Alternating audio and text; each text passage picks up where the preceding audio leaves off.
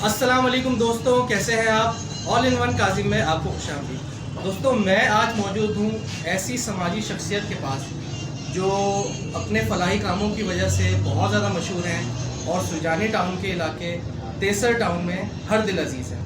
आप पाक अमन वेलफेयर के चेयरमैन भी हैं और गुज़िश्ता 21 सालों से खिदमत सर अंजाम दे रहे हैं। तो नाज़रीन, मैं बात कर रहा हूँ जनाब सईद अहमद बेग साहब की। तो आइए उनसे मुलाकात करते हैं। अस्सलाम वालेकुम सईद साहब, कैसे हैं आप। सईद साहब, कितने अरसे से इस काम से वाबस्ता हैं, कुछ अपने बारे में बताएं। देखें, हम तकरीबन 21 साल हो गया है मुझे इस इलाके के अंदर कारोबार कर रहा हूँ। जब यहाँ पर कुछ भी नहीं था, जब से हम बैठे हैं और कारोबार कर रहे हैं। अच्छा, आपका फलाही इदारा किन किन कामों में इस वक्त मसरूफ़ अमल है। देखें, मैं पाक अमन वेलफेयर का चेयरमैन हूँ। यहाँ पर हमारा जो काम है गरीब लोगों की मदद करना, जो बेसहारा हैं उनकी हेल्प करना, जो बेचारे बीमार हैं, जो बेवा हैं, जिनके डिलीवरी केस वगैरह हैं, या कोई ऐसा बंदा जो एक्सीडेंट के अंदर डैमेज हो जाता है उसकी किफ़ायत करना। ये अल्लाह ताला ने मेरी एक ड्यूटी लगाई है और ये मैं इसको अंजाम दे रहा हूँ। अच्छा सीधी मुझे ही बताएं, इंसानियत की खिदमत का जज्बा और ख्याल कब आया। देखें, ये जो दौर चल रहा है ये नफ्सा नफ्सी का दौर है। इस दौर के अंदर हर शख्स अपने उसको पड़ी हुई है ना। जब मैंने माशरे में देखा कि यहाँ पर कोई किसी का साथ नहीं दे रहा है, तो मेरे अंदर ये जज्बा ईमानी पैदा हुआ है और इंसानियत का एक जज्बा पैदा हुआ कि मैं लोगों की खिदमत करूँ, लोगों के काम आऊँ। ये अल्लाह का भी हुक्म है कि हुकूकुल इबाद के अंदर भी ये मामलात हैं कि आप अपने जो आपके नीचे लोग हैं, जो बेचारे गरीब लोग हैं, उनके साथ हेल्प किया जाए और उनकी मदद की जाए। जो बेसहारा है, जिनको कोई भी नहीं, कहीं पे सुनवाई नहीं है, उनकी मैं मदद करता हूँ। और बेलोस मुझे उनसे कोई गर्ज नहीं है, मैं उनसे कोई तवक्को नहीं रखता, क्योंकि मेरे किसी सियासी पार्टी से मेरा कोई ताल्लुक़ नहीं है। मैं वेलफेयर। आप जो गरीब लोगों की मदद करते हैं, तो ये डोनेशन आपके पास कहाँ से आती है, ये बहुत इंपॉर्टेंट सवाल है। देखें सर, बिल्कुल आपने अच्छा सवाल किया, क्योंकि अभी जितनी भी वेलफेयर चल रही हैं, जितने भी इलाके के अंदर वेलफेयर काम कर रही है, ये बाकायदा लोगों से डोनेट लेता है। मैं किसी से डोनेट नहीं लेता हूँ। अपने खून पसीने की जो मेरी कमाई है, अच्छा, उससे जो है वो मैं लोगों का ख्याल करता हूँ, लोगों की मदद करता हूँ, लोगों के काम आता हूँ। सिर्फ और सिर्फ वो मेरी मेहनत की कमाई है। मैं किसी से 1 रुपये का भी डोनेट नहीं लेता जी। तो मैं आपसे पूछना चाहूँगा कि इतना सब करने के बावजूद, इतनी मसरूफियात के बावजूद आप फैमिली के लिए वक्त निकाल लेते हैं। देखें, बात ये है कि बिल्कुल इसके लिए मैं वक्त नहीं दे पा रहा होता हूँ, जो उनका हक है ना, क्योंकि सुबह से रात हो जाती है इस काम के अंदर, और जो है वो बहुत कम मुख्तसर वक्त देता हूँ। अक्सर फैमिली भी मेरी इस चीज़ से नाराज़ होती है कि तमाम टाइम आपने जो है वो भलाई काम में और अपने मामलात में लगा दिए, हमारे लिए भी कुछ वक्त निकाला जाए।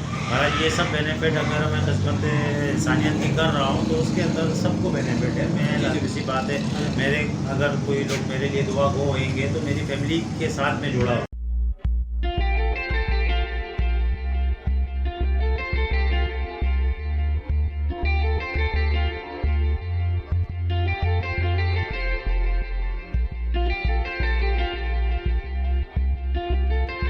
अल्लाह ताला ने इनको इंसानी खिदमत के लिए एक छोटा सा वसीला बना के भेजा है। अगर ये कहा जाए तो ये बिल्कुल गलत नहीं। अच्छा सईद भाई, मुझे आप ये बताएं, अपने इलाके के मसाइल हल कराने के लिए कभी लोकल गवर्नमेंट से बात करी? देखें, मैं और बिल्कुल, अगर बात करी भी है तो किस हद तक उस पर अमल हुआ है? देखें, ये इलाके के जो MP हैं, MLA हैं, पाकिस्तान हैं, आफ्ताब जहांगीर हैं जी, हमने इनको बिल्कुल बोला है कि इस इलाके में जो सीवरेज के मसाइल हैं या चोरी के मसाइल हैं, स्ट्रीट लाइटें नहीं लगी हुई हैं और दीगर पानी के, गैस के जो बुनियादी सहूलत हैं जो आवाम ले रही हैं, उसके ऊपर खुदारा तवज्जो दें। क्योंकि वोट लेने से पहले लोगों ने इस इलाके वालों से वादे किए हैं कि यहाँ पे तरक्याती काम होंगे। बहरहाल अभी तक हमें कोई ऐसा काम यहाँ पर दिखा नहीं है, जिससे आवाम मायूस है। और जो है वो लाजमी सी बात है, जब वोट दिया जाता है तो आवाम को एक उम्मीद होती है कि इस इलाके में ये सारे काम होंगे। बुनियादी काम है ना, सीवरेज का हो गया या लाइट का हो गया या गैस का हो गया या दीगर जो सड़क बनाना हो गया या ये रोडों के काम हो गए। तो मैं बाला हुक्मरान से भी अपील करता हूँ। राबिस्तान हो गया, जो MP MLA हैं, आफ्ताब जहांगीर हो गया, उनको भी तवज्जो दिलाना चाहता हूँ। जो उन्होंने वादे किए हैं खुदारा उन वादों को पूरा किया जाए और इस इलाके के अंदर ये काम किए जाए। जी। अच्छा, आपके फलाही इदारे के अलावा एक अदद रियल इस्टेट भी है, जी हाँ। तो उस हवाले से कुछ बताएं। देखें, लाजमी सी बात है, मैंने अपने ज़रिए माश के लिए कुछ ना कुछ तो करना है, जी तो इसलिए मैं एक स्टेट का भी काम करता हूँ, जिसके अंदर जो है वो मैं ठेकेदारी का भी काम है। मैं मकान प्लॉट लेता हूँ, मकान बनाता हूँ और उसको बेचता हूँ, जिससे मेरे पास एक लेबर है।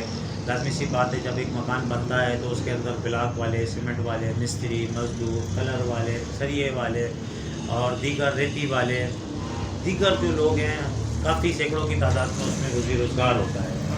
तो इस वजह से ये मैं तामीराती भी काम करता हूँ। इससे इस मामला से कई लोगों के जो है वो घरों के जो है घर चल रहे होते हैं और उनके जो ज़रिया माशी है वो पूरी हुई होती है। अच्छा सईद भाई, आप हमें ये बताएं कि आपकी स्टेट एजेंसी इस वक्त किन किन इलाकों में डील कर रही है। देखिए, मैं पैसा टाउन हो गया, लियारी एक्सप्रेस वे हो गया और गुलशन तौफीक है, खुदा की बस्ती है और उसके अलावा सरजानी टाउन के सेक्टर हैं, जैसे 7 है, 7B, 4 वगैरह के सेक्टर, 5 के सेक्टर, नॉर्थ कराची के सेक्टर है। जी हाँ, नॉर्थ कराची है, न्यू कराची है।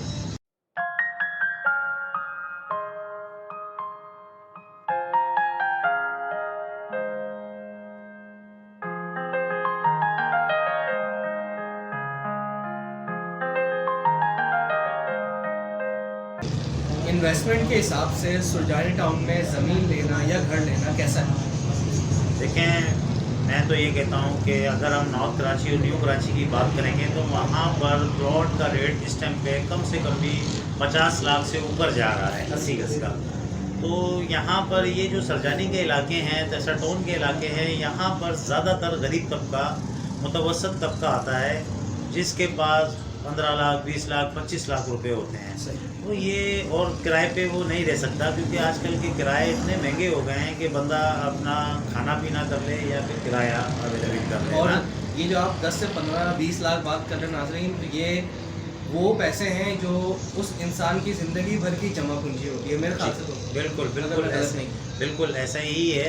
और यहाँ पर मैं उनको मुनासिब कीमत पे प्लॉट देता हूँ तसरटोन के इलाके के अंदर, जैसे लियारी एक्सप्रेस वे है या खुदा की बस्ती है या गुलशन तौफीक वगैरह के इलाके, जो बाकायदा रेगुलाइज इलाके हैं और ये गवर्नमेंट की तरफ से मंजूर इलाके हैं, इनके अंदर और दीगर इनके साथ भी इलाके हैं, उसके अंदर मेरी कोशिश यही होती है मैं कम से कम कीमत के ऊपर लोगों को प्लाट जो है वो अवेलेबल करूँ, ताकि उनके लिए ये किराया जैसी ज़िंदगी, जो किराएदार की ज़िंदगी है वो एक अज़ाब वाली ज़िंदगी होती है, उससे छुटकारा उनको मिले। अच्छा सईद भाई, यहाँ पर जी, तेसर टाउन में, सुरजानी टाउन में और अगर हम आगे की तरफ, एक नॉर्मल घर या प्लॉट की कीमत क्या है? मतलब एक होता है ना एवरेज।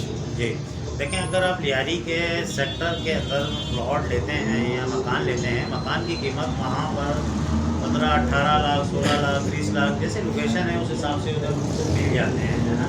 और प्लॉट अगर लेते हैं तो 10 लाख, 12 लाख, 14 लाख जैसे सेक्टर वाइज और लोकेशन वाइज उसको मिल सकते हैं, क्योंकि ये गरीब तबका का इलाका है, गरीब लोगों का इलाका है। यहाँ पर इंसान ले सकता है इस कीमत के अंदर, जैसे 15 से 20 लाख रुपए में उसको यहाँ पर एक मकान मिल सकता है 80 गज का। नाज़रीन, यहाँ पे मैं आपको एक छोटी सी बात बताता चलूँ कि आज से 10 साल पहले अगर आप कभी सुरजानी टाउन आए हों या आपका विजिट हुआ हो तो आपको इतना कुछ देखने को नहीं मिला, लेकिन आज अगर आप सुरजानी टाउन आते हैं और काफ़ी अंदर की तरफ भी जाते हैं तो आपको एक आबादी का जंगल देखने को मिलेगा और यहाँ पे ज़िंदगी के तमाम तर सहूलियात पहले से मौजूद हैं। तो